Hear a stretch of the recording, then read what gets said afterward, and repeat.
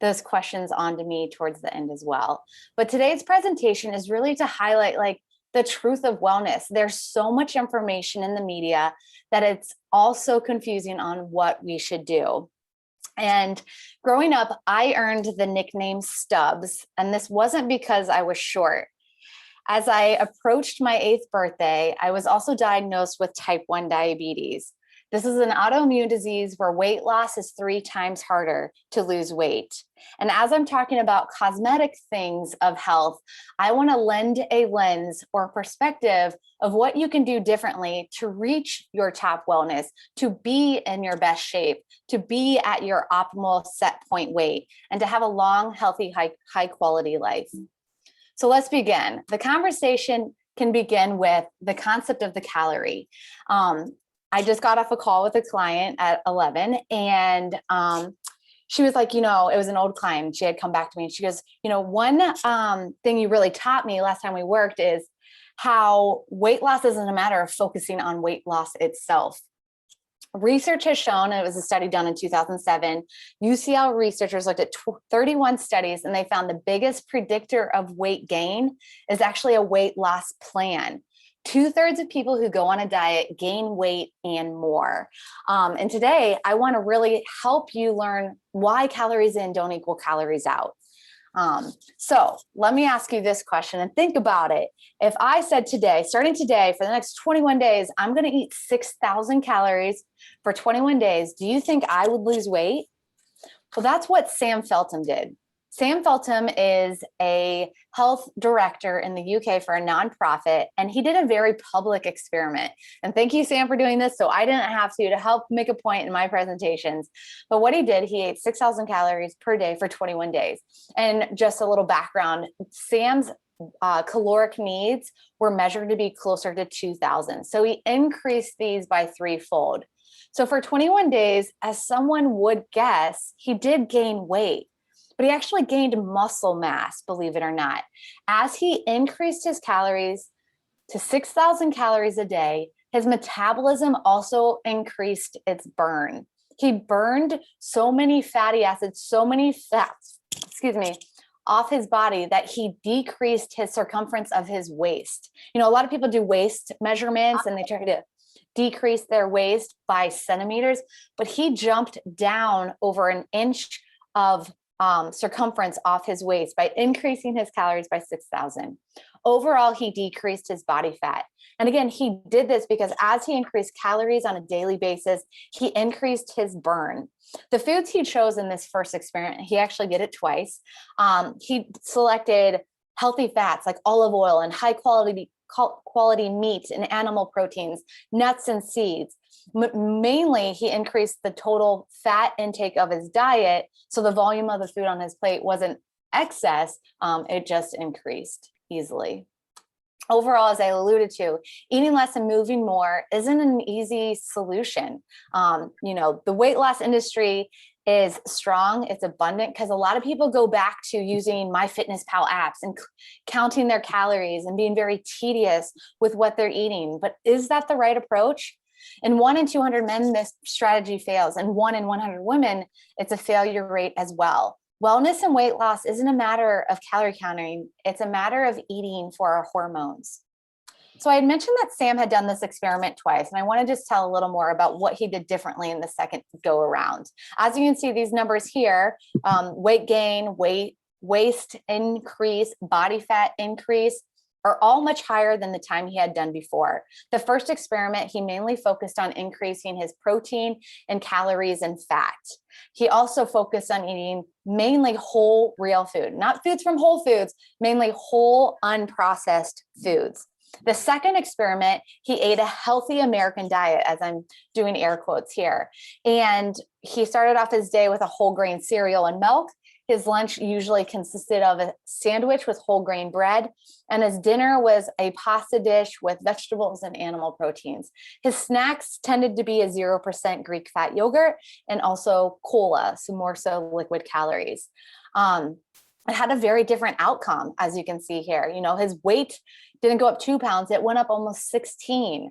His waist didn't shrink, it blew up to almost 4 inches. And overall, his body accumulated fat. So his calorie burn didn't adjust with the calorie intake like it did before. But how? Why? When he did this experiment, and Katie, I'm not sure who it is, but I can hear somebody typing if you want to make sure they're muted. Thank you. And what happened here is his blood sugars increased greatly when he had the cereal, the sandwich, the pastas, which increased his insulin levels. And high blood sugars is dangerous. So the body will store that glucose quickly as glycogen or fat. And overall, he gained weight in 21 days. Very different. So calories in don't equals calories out. The calories we choose to eat affect our hormones in a positive or negative way to reach the goal we want. Overall, I want you guys to know it's more important to spend time on the bigger mover. It's blood sugar control. Blood sugar is everything. Just this year, early in January, there's a study published in the Journal of Nature Metabolism. And what they found is really the difference of what makes it easier or harder for people to lose weight. Let's see, did I turn my video off? I believe I'm still on here. What happened is I have a device here on my arm, if you can see it or not, and this is called a continuous glucose monitor. They took this device and put them on non-diabetics. You know, obviously my blood sugar moves as a type 1 diabetic, but as non-diabetics, our blood sugars move too. And in this study from Nature Metabolism, they put CGMs on all of the participants. What they found with a calorie controlled diet is that it's easier and harder for others to gain and lose weight. And what the determinant was how much their blood sugar moved. The researchers show that people who experience big dips in blood sugar levels, as shown by the line graph from the CGM on their arm, the continuous glucose monitor, several hours after eating, end up feeling hungrier and consuming hundreds of more calories during the day. Wellness and eating is an art of knowing how, when, and what to eat that's unique to our needs. Overall, you might be thinking, okay, well, I can't tell if my blood sugar is moving, Kelly. I don't have a CGM on my arm. I thought I'd make a slide here quickly to highlight some of the symptoms of moving blood sugars. Perhaps you're having a hard time with fertility or your cycle is off. Focusing on blood sugar control can help balance out our sex hormones, help detoxify our sex hormones, and create a more fertile body. Symptoms of higher or moving blood sugars could be thirst. When individuals tell me they don't sleep through the night, not related to having to go to the bathroom, that could be related to blood sugar, but just simply waking up around 2 to 3 a.m., that's moving blood sugars very often. Irritability. There was a study from the journal Frontiers in Endocrinology, and it revealed that dramatic changes in blood sugar can increase anxiety and trigger hyperactivity. This is my big stitch with schools when teachers pass out candy for treats for students who are well behaved. I'm actually like, you're just creating anxiety. They're not learning better with that. Different rewards. As well, symptoms of moving blood sugars can be PMS, hot flashes, cravings, slight hunger all day long. Additionally, I love looking at labs for my clients. If you see that you have a slightly high cholesterol level, it's very much likely not the cholesterol you're consuming. It's poor blood sugar management in your body. Maybe you're eating too many carbohydrates for your needs. Maybe you have too much sugar in your diet. Maybe your blood sugar is just spiking after certain meals. Maybe you can adjust what those meals are, and so forth. Further symptoms can be brain fog. Let's see, what else have I missed? Headaches, belly fat. If you have poor blood sugar management, if you carry a lot of your weight in your stomach, that's a sign of insulin resistance. And also an obvious one, although can be a symptom of a lot of things, is fatigue. Overall, a predictor of health is blood sugar management. And as a type 1 diabetic, I make on average 180 extra decisions a day on how to pair up my insulin, my food, my hydration status, my exercise to reach optimal blood sugar controls. I consistently seek out every new and old study on how to provide better recommendation for blood sugar management and take personal actions for better control. All in all, as a type 1 diabetic, which is 5% of those with diabetes, type 1 diabetes is a smaller population, my odds for heart disease are up 4 to 8-fold. My odds for cancer are up 4-fold. My odds for kidney damage is 3.5-fold. I have likelihood of 80% vision impairment. I'm at an increased risk of cognitive decline, and I'm at risk of a life cut short by a decade. Good thing scare tactics don't work, but I work very hard to defy the odds and live a life personally, and also help my clients understand how to make blood sugar management less hard, less effort. And what I do is I have a framework or a formula or a strategy called G.R.A.C.E. You know, we live in a very fast-paced world, and we don't need to push harder, try harder, exercise more to accomplish health. We need to be more graceful with ourselves, apply more graceful to our day, and remember this acronym on how to reach optimal blood sugar management. To remember G.R.A.C.E. and what that may include, it's gut health. You know, I don't want people to look at food as good or bad or calorically. I want you to look at food of how it historically works for you. How does a certain food make you feel after you eat it? Do you get really shaky? Do you get hungry? Does it propel cravings? How does certain food work for you emotionally? You know, is there some form of nostalgia for you to better be aware of so you can have more strategy around when you go to eat that thing?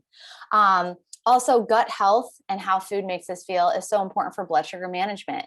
You know, blood sugar spikes are not just based off the carbs. Blood sugar spikes are not just based off the amount of sugar. It's based off how healthy our gut bacteria is. Ways to improve gut health is to make sure every time you eat, you use a 3-part meal formula. And for me, that is my 3-part meal formula is making sure you have a base of protein, the size and thickness of the palm of your hand. You want to have some form of fiber from fruits, vegetables, nuts and grains, nuts and seeds, intact grains. Likely the fiber would be about half of an 8-inch plate, and you want some form of fat. So a good blood sugar meal will have protein, fat, and fiber. Good blood sugar management protects the gut. That fiber feeds good gut bacteria. When we have good gut bacteria, we actually extract fewer calories from our food. Fiber is so important. The next element of adding more grace to our day, to our life for better blood sugar control is rest. If I was one of the study participants in a 2012 Chicago study where individuals were in a sleep lab for 8 nights, the last 4 nights, the individuals were sleep deprived to 4.5 to 5 hours. Those healthy individual males in their 20s woke up pre-diabetic. Their insulin sensitivity decreased by 30%. We need to make sure we are nurturing our sleep as much as possible. Sleep is the backbone to all of my program.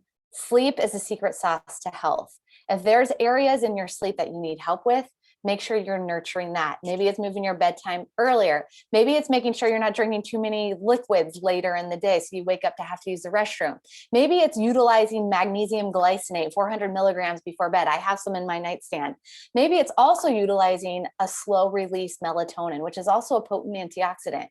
Maybe it's making sure your room's 65 to 69 degrees, earplugs, maybe night eye mask. Make sure you are nurturing your sleep before you're putting all your energy on what's on your plate. Next, the element of grace is activity. You know, not many of us are moving every 15 minutes. Sitting is the new cigarette smoking. Make sure you are moving in some shape or form every hour to circulate your blood to break that insulin resistance. There's nothing more magical for blood sugar control than walking. Again, I'm not telling you need to hit interval every single day and do extreme strenuous workouts, although Be Well has amazing yoga bar and a great early morning workout on Thursday mornings. They're good too, but so is walking. You know, don't complicate health. You know, very simple tactics, such as placing a 10-minute walk after your larger meal or your lunch and dinner can go a long way. Fourth part of this framework is carb threshold. You know, if I said cut all your carbs, that might hurt you in as far as satiety in your meals. That could hurt perhaps your thyroid health. But I would say eat all the carbs you want that can cause blood sugar spikes. Understand your carb threshold by applying the 3-part meal formula of making sure you have protein, fat, and protein, fat, and fiber at each meal, and always choosing to not eat, in air quotes, naked carbs. A naked carb would be like me eating a banana right now by itself versus me taking that banana, but also eating some nuts with it. The nuts help slow down the digestion of that banana and decrease the actual spike in blood sugar that may be caused from that carbohydrate alone. So I would say no naked carbs. Make sure you put some clothes on them. So anything that's a carb dominant food, you want to make sure you either have some form of protein and fat with it. And lastly, but not least, eat with the sun. I know evenings are often a time for us to wind down, but it can also be a trigger time for people to eat a lot of snacks and a lot of food. Hormonally, our body has a much harder time to control our blood sugar when we eat after the sun goes down. Tell yourself that you can delay rather than deprive and eat with the sun the next day. So this GRACE framework is actually a framework Katie and I are spelling out in our upcoming masterclass. I hope today's lesson thus far really helped you highlight that calories in don't equal calories out. It's about understanding the art of eating, of when, what, and why. This masterclass will go further into my GRACE framework or strategy and help minimize the cost of accomplishing good health and maximizing the rewards of good energy, optimal weight loss, and longevity. This program will also help turn up your internal volume and be a formula to apply to your unique needs to adjust and know what your body actually needs. This masterclass will be 5 weeks long. It will come with an initial assessment at the beginning. It'll be housed on my wellness app, include a meal plan and the ability to track when your meals are, when you or what you exercise, how many liquids or water you consume, how long you fast overnight eating with the sun. It also has an hour office hours with me every single week for 5 weeks, so 5 hours of that. It has a group chat feature and so much more. This program is worth a value of $2,000, and today we're opening our enrollment, and the program will be $599. The enrollment will close October 13th, even though we begin October 17th, because I want to make sure I help everyone get organized and get that initial assessment before we begin. If you guys sign up this week or even today, you get immediate access to Katie's studio for in-person or virtual classes, and I will also give you a meal plan to help you filter your kitchen. Throughout the program, each week, you'll also get a module to help break down this GRACE framework and all the tools to help you better understand it in a simple and effective way. And in closing, I just want to remind everyone that our fork and our mind are the most powerful tools in changing our health and wellness. I want you to lean in, be open with what progress can be made, and adjusting your perspective, breaking some of the limiting beliefs we have about dieting, and what pillars deserve your energy and your time. So let's see here. I did it in less than 30 minutes. I hope that really just inspired you to have a new angle of what wellness and what weight loss and what good nutrition is, and that you learned something today. I think now's a good time. If anyone does have questions, please put them in the chat or even unmute yourself. I think you can, and turn your video on and let me know what questions I can answer. And don't be shy. If you are nervous, you can send me a question anonymously.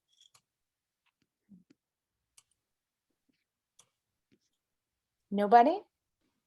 Hey, Kelly, this is Greg. Hi, Greg. How are you? Hey, I thought of a question that might be helpful to others as well. I kind of know the answer, but I thought I'd throw this out there and maybe I'm wrong. Do you have a recommended range of carbohydrates that we should be eating within? Yeah, that's a really good question and somewhat a hard one to answer. The standard American diet on average is about 300 grams of carbohydrates. And if someone finds that maybe they are insulin resistant, maybe the individual's carrying weight in their midsection, meaning there's some blood sugar movement, I would say a meal having, I would say 45 to 60 grams of carbohydrate would be the top end. But the first step I would say is just begin. If you're trying to enhance your health, put what you're eating on paper. And first identify, like, do you have enough protein or any protein in the meal? And then secondly, after you collect some data there, then maybe throw some information in a food tracking app, just to see how many carbohydrates you're eating. And that might be your set point, assuming there's no weight loss, and that's the goal. I would say drop that by 10%, the total amount of carbs, and see what happens. Lower is not better. Really low is not better. It's finding your sweet spot. Similar to fasting, I say eat with the sun. Some people do awesome fasting 16 hours a day. Other people, that can destroy their progress, their energy, their hormones. So it's going slow, collecting personal data, and being your own advocate. But on average, the average American diet is about 300 grams of carbohydrate. That's typically too much. And I would try to break that down to no more than 60 grams per meal. But even take that step further, make it individualized, collect your data, and tweak. Now, is that net carbs, or is that full carbs, or how does that play into the equation? Tricky questions. I like it. I would say the 60 grams of carbs per meal should be total carbs. And Greg asked a question, everyone's, is it net carbs or total carbs? Net carbs is when you would calculate the total amount of carbohydrates in the meal, but also examine the amount of fiber. And a net carb is total carb minus fiber. That's a net carb. But here I'm talking about carbs total. I'm also going to quickly give a quick explanation of what a protein, fat, and carb is. If you were to look at a food label, I know like apples don't come with food labels, but if you were to look at the nutritional information of a food and you examined, of course, the calories will be there. The next thing will be total fat. You skim down, it'll be total carbs, and you skim down a little further, it'll say total protein. Of those three, whichever is the highest, that's what the food is. So a tricky one I always use as an example is beans. A lot of people, especially if they're plant-based, will say, oh, well, beans are my protein. If you look at the nutritional information, beans are actually the highest in carbohydrates. So when I reference protein, fat, and fiber, I'm considering beans as a carbohydrate, not the protein. When I talk about proteins, it's mainly animal-based. Protein powders, there's good and bad. Seafood, tofu. I'm missing another main protein source that'll come to mind. When I'm talking about fats, it's mainly nuts and seeds, oils, butter, cheese.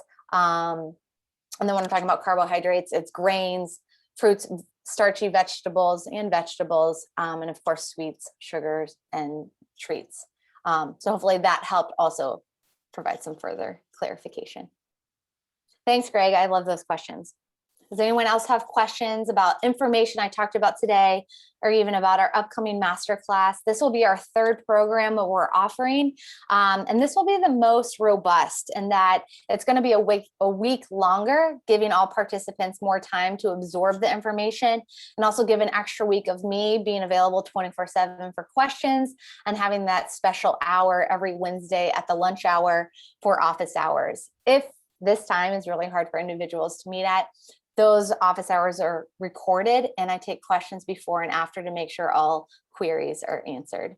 Our past participants have varied from individuals with type 1 diabetes, individuals who just wanted to lose weight or be healthier, male, female, people from Ohio, all the way to Arizona and Texas. And we've had really, really good feedback. People look at food differently. They don't just look at it calorically, but historically, but also how to build a better plate for the long haul. It's a program that helps teach people about lifestyle. It's not a short-term diet, and it has a lot of accountability to make sure you adopt the actions that will really help move the pillar. And it's offered seasonally, and every participant, if you joined this fall, you get a discount on future programs. So it's always something to continue with your lifetime journey of your roadmap of health, just to be a consistent touch point to make sure you're propelling in the direction you want. Katie, if I've missed any important things about the masterclass in my explanation, please chime in. No, I don't think so. I think it's just important to, it's not just diet and nutrition. I think we also talk about lifestyle and just how to feel better overall. Yeah. And I really lay in, it's not what we're eating, it's what's eating us. And, wellness isn't an obsession with food. And I really go into a lot about how to nurture your gut. A big thing I always disguise gut health with is talking about blood sugar, because blood sugar is gut health. They're so similar, they're equally important. And I go into how to support those needs. And with the individual assessment, I also may recommend specific supplements that might be beneficial for you uniquely too. And I think, sorry, go ahead. Oh, I'm sorry, go ahead. No, go ahead. I have a question. I mean, I'm sorry if I interrupted. Go ahead. I don't want to cut you off. No, I don't remember what I was going to say. Go ahead. Seriously, I'll remember it. Sorry, I just have a question, please. This is Takako.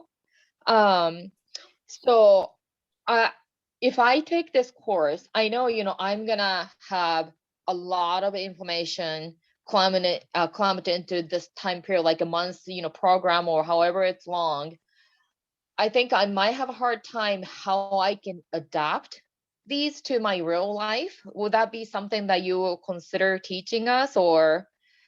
Yes. A big part of my program, and I think it's been a lot of the positive feedback we've even gotten so far, is my entire concept of adjusting things by 1%. I'm not here to overhaul what you're doing. It's just to improve what your framework is right now slightly to get the results you need.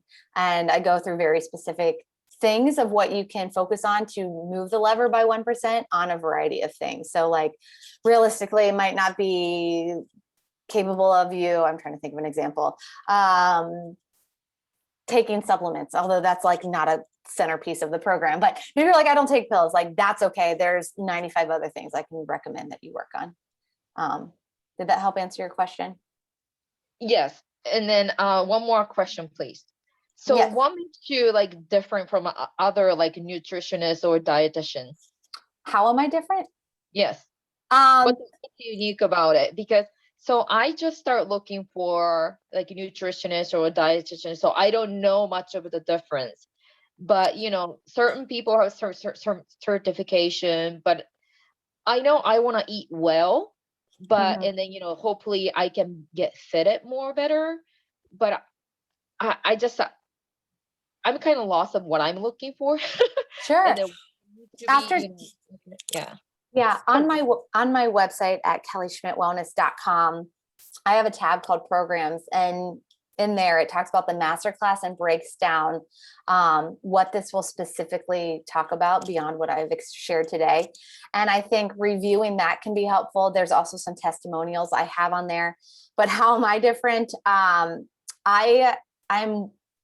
I'm beyond the books of what the framework of the dietary guidelines are. And being a type 1 diabetic for 30 years, I've experimented with what really helps blood sugar and what doesn't. There's a lot of governmental bias in recommendations that are public, and a lot of nutrition research, 60 to 70% of it is funded by a food company. And therefore, the likelihood of the results being conclusive of what favors the food is quite high. So in the last 30 years and throughout my life, and even as a dietitian for the last 14, I've honed in on the skill of reading research and looking through the lines, reading between the lines, and what I'm trying to say. But I have a very holistic approach. A lot of people will come to you and say, okay, let's see if this fits your macros. And I'm looking far beyond that. It's not about the macros. It's eating more real food than not. It's not dissecting Mother Nature. It's paying attention to where your blood sugar spikes are and how your lifestyle is and when you're timing your food and what, and also how your gut health is. I spend so much time on gut health in this program and with clients to get the results we want. And not a lot of dietitians will go there. They might just focus on following a Mediterranean diet, which is the most researched program. But I'm going to try to figure out with our participants what individually works for them. And, okay, thank you. And I can give a lot of that feedback in the initial consult and in our office hours, which is pretty powerful. It's very similar to what we're doing actually right now. Okay, thank you very much. Yeah. Anybody else? Another great thing is Katie's partnered with me. I love this studio. Katie and I have great chemistry as a team, but she's also going to be an accountability coach. She's going to also be checking in on you guys just on the basic stuff while I'm also participating in that coaching arm too. Yeah. You'll have two of us. All right, guys. Well, it was such a pleasure to be part of your week and to touch base with you guys during your lunch hour. Hopefully you're eating some protein.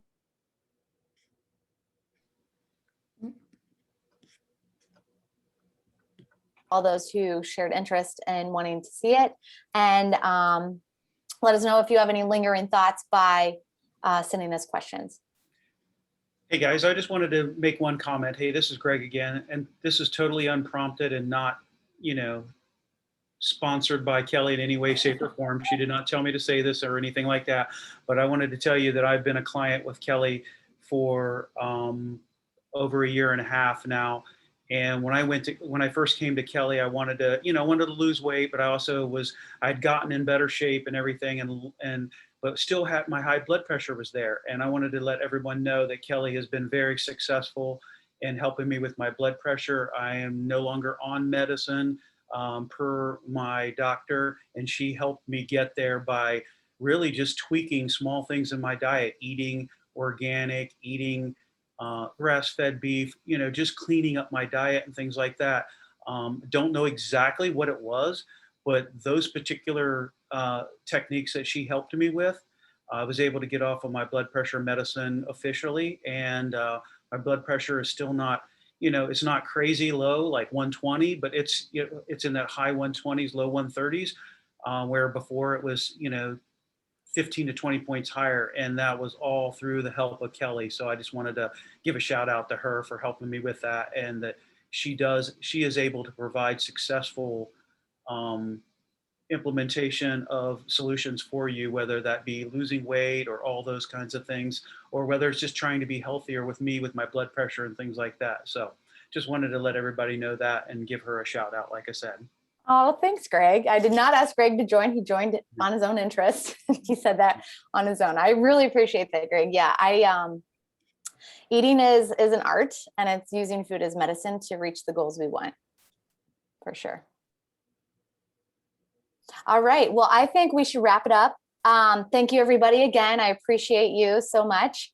And I even welcome feedback. I have not done a free lunch and learn before, so this is like a new concept for me. So bring it on. And we hope to see you guys in October if you would like to join. We'd love to have you, and take care. Yeah, thank you guys so much. And you have our emails, so just send either of us an email if you have any questions or anything. And we will have this recorded, so we will send it out. Awesome. Bye, guys. Thank you, guys. Thank you.